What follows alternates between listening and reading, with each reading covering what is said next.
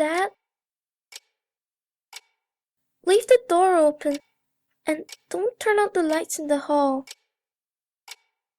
Why? The Boogie Man will come.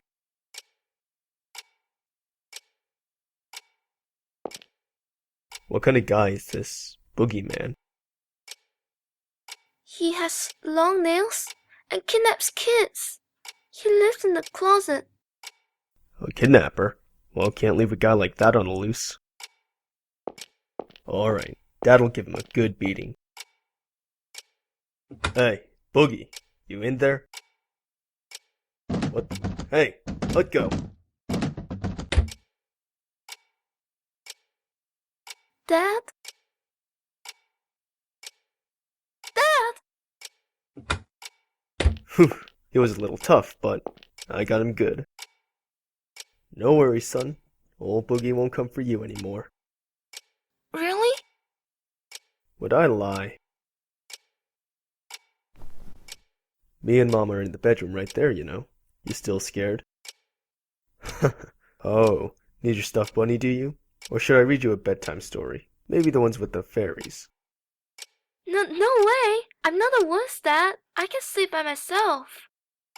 That's the spirit. Listen, Todd. If the boogeyman comes to get you again, Dad'll beat him up.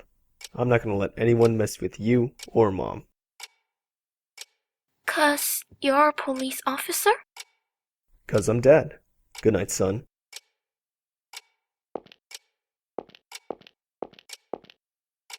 Should I leave the light on? It's okay. I've got you and Mom. Good night. I love you.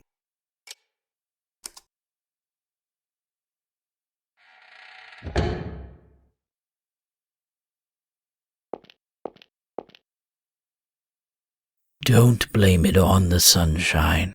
Don't blame it on the moonlight.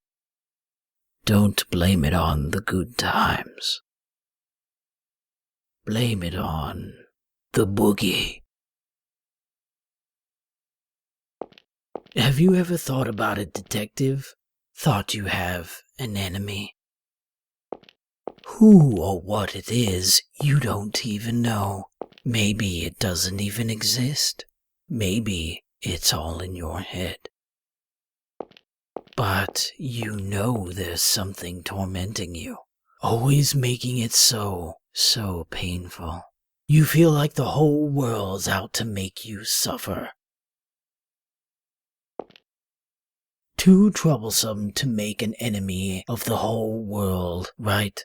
So just making one enemy will do. I chose you as my enemy. Have I become yours? Oh well, either way, we're gonna settle this right here. Let's end this wonderful game now. Can you beat this final boss and take back your beloved wife?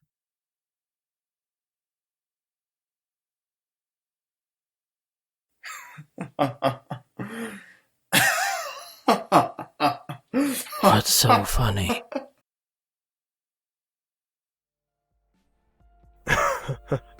Boy, you're really having a blast, huh? What's so funny that you can be all smiles all the time? Total opposite of me. I don't remember the last time I laughed. But I guess we were pretty similar after all. In a sense, it was all a lie. You're always grinning ear to ear, but you're scared, aren't you? So you keep running. You can't go head to head with me. You and me are just acting.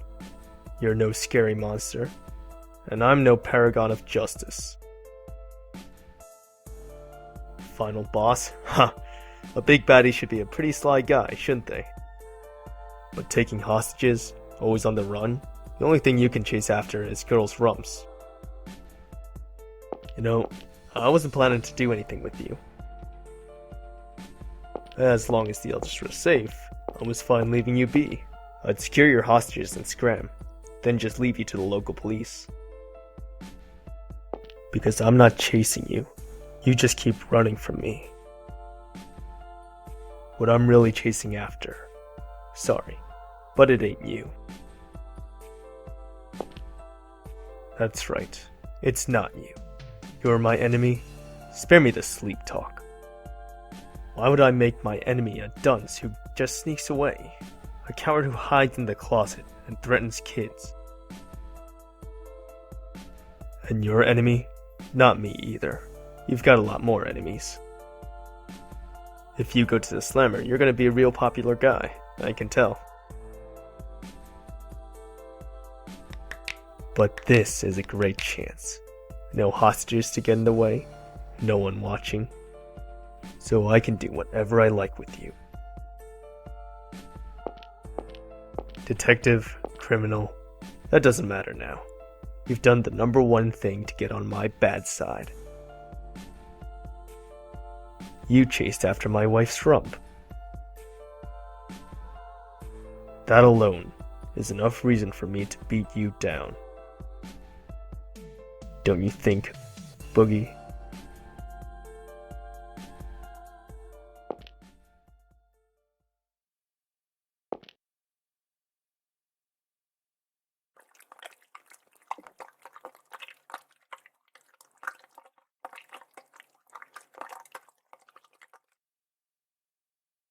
Can't afford to laugh anymore, can you?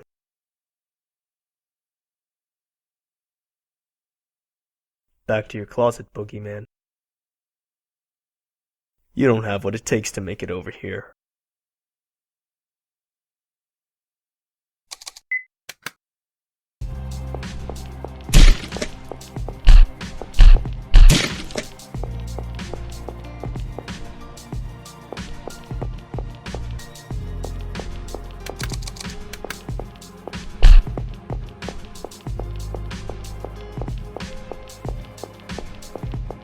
Come on, I thought you were tougher than that.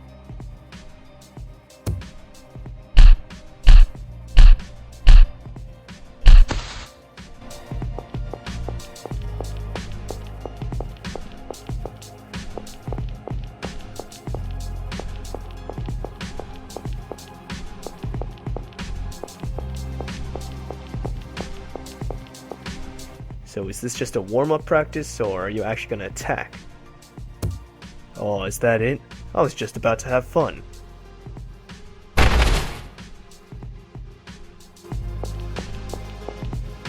So is this just a warm-up practice, or are you actually gonna attack? Oh, is that it? I was just about to have fun.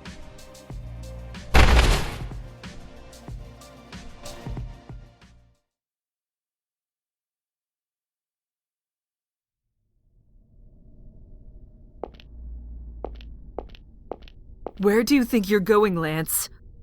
I'm gonna find them. They've been gone way too long. Did you forget what he said? It'll be a burden on him to move around on our own. Well, then after all's said and done, we'll tell him we did just what he said. Of course, you might have all gone stone cold by that time. Don't joke about things like that.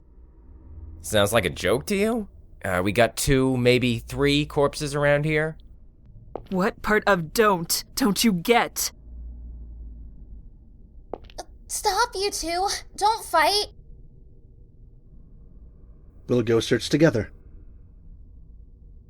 I'll lead the way. Sophie and Shirley, you hold hands. And Lance, you watch the rear. Papa. You really want to go? Yes, we'll be all right together. And there's something I'm curious about. What's that? This whole incident may just be a great big farce. What do you mean?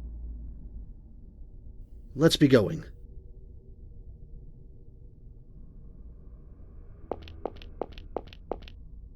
Helena, where are you? Helena?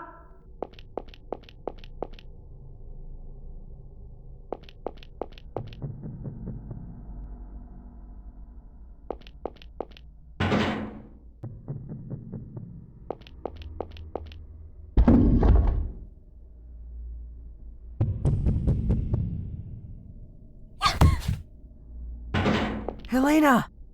David! Are you okay?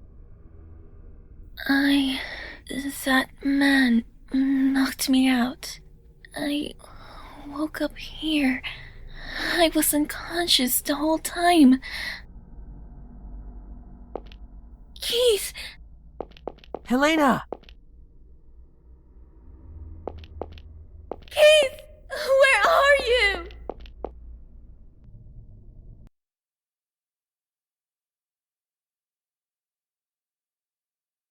Always on the run, huh? But marijuana addicts can move better than you.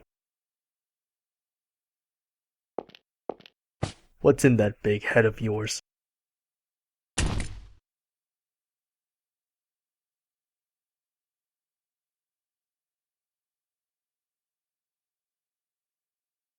Brendan?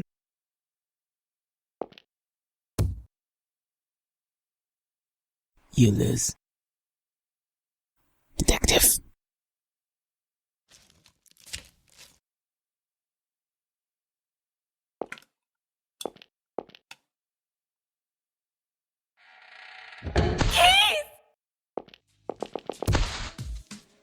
You're Brendan? Why? Stop moving around. Keith, Helena. We have to stop the bleeding. Lance! Richard, help me out.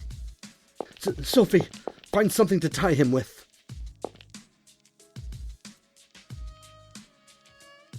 Keith! Got you. Keith? You... Helena, when we get home, let's finish our conversation. No more running. No! Keith, stay with me, please! Keith!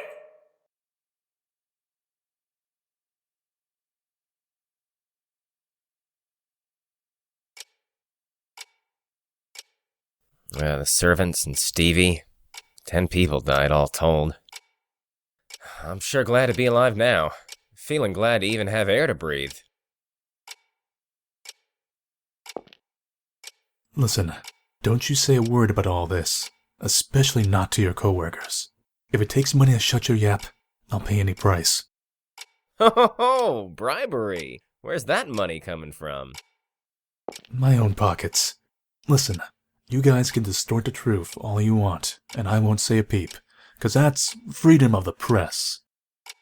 But this is different. I've got no tolerance for people pointing and laughing at a wounded friend.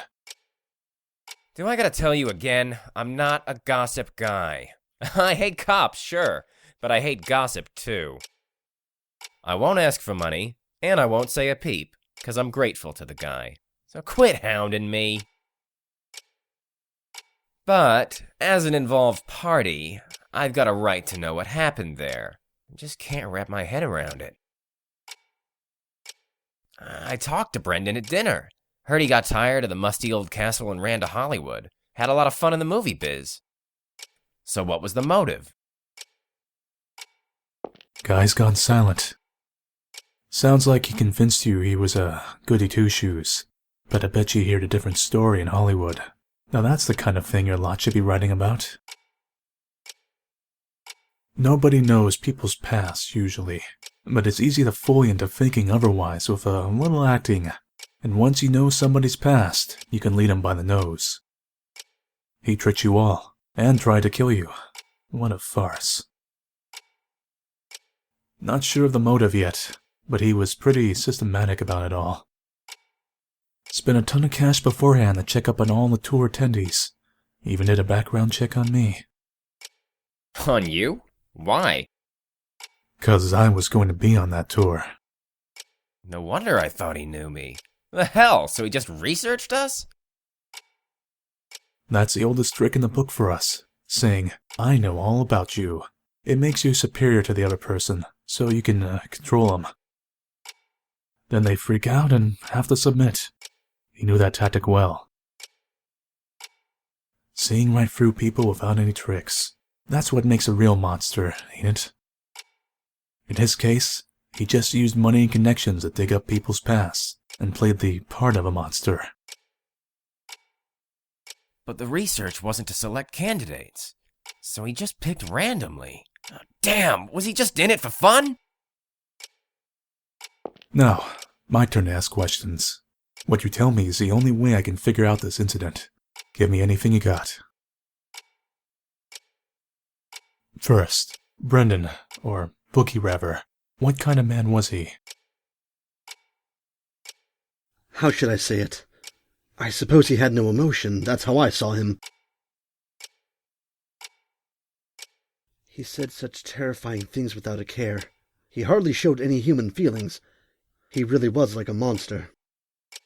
Keith told me he was a real jester. Jester? Absolutely not. I would have much preferred if he were at least a little silly. He was a very disturbing, terrifying man. He was totally calm as he did awful things. Richard, you seem to have a suspicion he might be Brendan. Why do you think that? When my daughter went missing, and I panicked thinking that man might have taken her, Keith told me something. This was the kind of person who would show corpses as decoration, so if he did take Sophie, he'd show off proof of it, meaning she was still safe. Luckily enough, I didn't see them, but indeed, evidently, there were many dead bodies left around. As Keith said, my daughter hadn't fallen into his grasp. He was correct in his assumption. That made me realize something unusual about what he'd said. Keith said he saw the moment Brendan's neck snapped, and his corpse was quickly dropped into the basement. Isn't that odd? Why did he quickly put Brendan's corpse out of sight? Why did he treat him differently from the other victims? 'Cause he didn't want you investigating it. He's got some keen insight, I'll give him that. So you suspected this was a farce plotted by Brendan? No, well, I suggested that since Keith hadn't checked the corpse, he might still be alive. I only wanted to believe there was a chance he was alive. I had no conviction about the rest. So I didn't speak about it to Keith. I wouldn't dare risk throwing him off with my amateur opinion, not to mention we didn't know whether his wife was safe. Apparently, Keith saw the moment Brendan's head came off, actually. Was it a doll? Right you are. Packed with neat little blood packs, it seems. Brendan was hung upside down and had his mouth taped up, and it was dark enough to be hard to tell who's who. Just dressing him up the same way made Keith assume it was him. On top of all those flashy rave lights, he dropped the corpse down below so it was impossible to check it closer. And since Keith saw the tour conductor killed right after that, of course, he'd think Brendan was killed too. If I'd said something, maybe this could have been resolved sooner, but I was paralyzed with fear. I was only worried about my daughter. Even when Keith was running all over the place for us. Don't worry about it. Keith did all that 'cause he wanted to. That's all. He's deeply glad you're all safe. Now, little lady, can we hear from you too? Hear what? Anything. What you thought. What you noticed. Well, I knew he was a fake, because I've met the real Boogie Man. Sophie, stop it. Not this tale again. Fine, if you say so, Papa. Guess I'm not saying a word. Go ahead, please. Meeting the real Boogie Man sounds pretty juicy. Can you tell me more? Maybe not really met. He just touched my shoulder, but his hand was cold as ice. Right away, I knew it wasn't human. That guy's hands were human, though. They had warmth, so I knew he was just a regular guy. Huh. So Boogie Man's hands are cold, eh? I'll tell that to my little squirt. Anything else you noticed? I feel like you might get angry if I say this. I won't. Tell me. That guy had this cold and emotionless air, like you couldn't tell what he was thinking at all. It reminded me of Mr. Keith, a little. You still think that way now? Not even, because Mr. Keith got really mad at me. He was like, "Don't worry your papa ever again." Red paint? On his face? There was nothing like that. It was all red from blood spurts, though. Really? Keith told me he had a weird paint on a torn paper bag. And one more thing. Did you see any red graffiti in the castle? Or any monsters? Hear any phones ringing? No, I didn't. Mr. Hoover, you're colorblind, if I recall. Maybe you just couldn't see the paint. Yeah, but it's white and pink I get mixed up. I can see red just fine. Well, and you, miss? I saw quite a bit of the castle, but none of that. Did you hear that from the others? Don't get me wrong. I don't think you're lying. The others said they saw nothing too. But then, that makes Keith the one talking nonsense. I don't think Keith is necessarily lying. What do you mean? Because people don't always see the same things you do.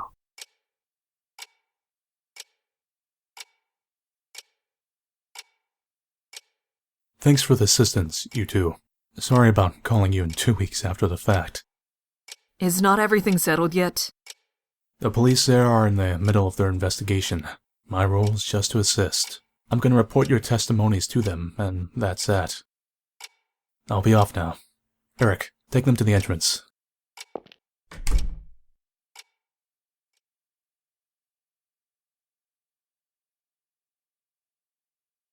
When our son died, I thought my own life was over too. I couldn't think about anything. Nothing had any taste. But tears would suddenly come anyway. I don't remember anything about what I did back then, but I do remember one thing. That Keith was always at my side. When I wailed and shouted, he'd hug me, stroke my hair, say it was okay. Eventually, I adjusted to life without our son. I found I could laugh again. But when I got my own emotions back, I realized Keith had stopped laughing. I had been broken, and so had Keith. Over time, I was able to heal, but he didn't. He was still stuck in the moment of Todd's death. He was always supporting me, so he never faced up to himself. I struggled to be at least a little stronger. Next time, I would protect him, since I wanted him to laugh again. But I couldn't. I couldn't repay anything to Keith. And I realized I was a burden on him that would keep him from ever walking again. So, even if we're far apart, as long as he can laugh again, then that's the best choice I can make. My wife always brings me warm milk before I go to bed. And last Father's Day, my little squirt tried cooking me a meal. I definitely don't need milk to get to sleep. And the kids cooking, I'll be blunt, it ain't good. But I'm glad for it. Usefulness and collateral don't mean a thing with this stuff. Keith didn't stay close to you expecting something in return. That's just what he wanted to do. You guys have got too much sympathy. You don't mind getting hurt for the sake of the other. But can't you notice that one of you being hurt hurts the other? You've just been getting more and more wounded as you go along. You're propping Keith up too, Helena. He can fight day after day, 'cause he knows you're waiting at home. as much as I tease him about it. Don't think of yourself as baggage. Depend on him as much as you need. That's what he wants, too. Keith grabbed my hand and smiled, even though he was stabbed and wounded. And what'd he say? Got you. 'Cause he finally got what makes him happiest. But, man, too much discrepancy between your guys' testimonies and Keith's. Just how am I gonna report this to their department? Hey, Helena, he went back home from the hospital today, right? Can I come talk with him now? I'm sorry. Before he goes back home, there's a place he's going to visit. And I'm planning to head there myself.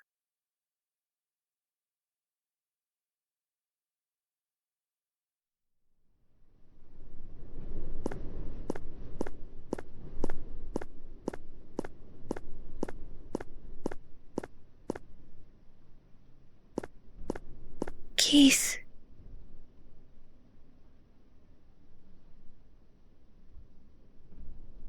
I've always wanted to cry like this. I never forgot about him. Not for a single day.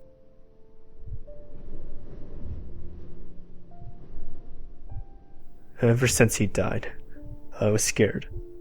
I felt like even the slightest sign of weakness would make it all crumble. I acted like I felt nothing. Like nothing disturbed me. I thought then I might be able to fool everyone, even myself.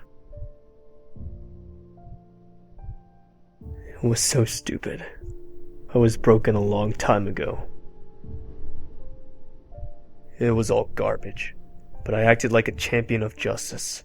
It always felt off. Whoever I was working for, I never felt repaid. And I saw you were safe, and you came up to me. Finally, I felt happy again.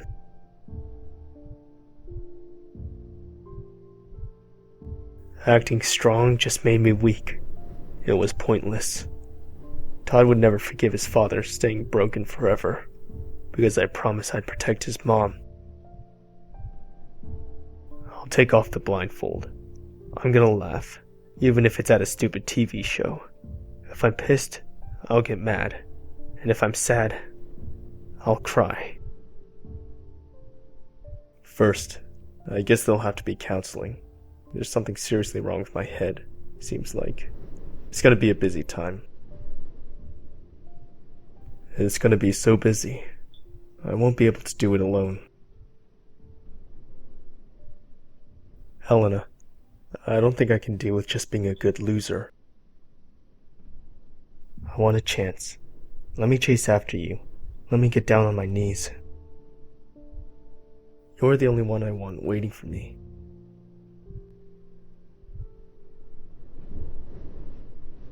There's no need for a chance. Didn't I tell you? Divorce or decide. I've decided. Haven't you too?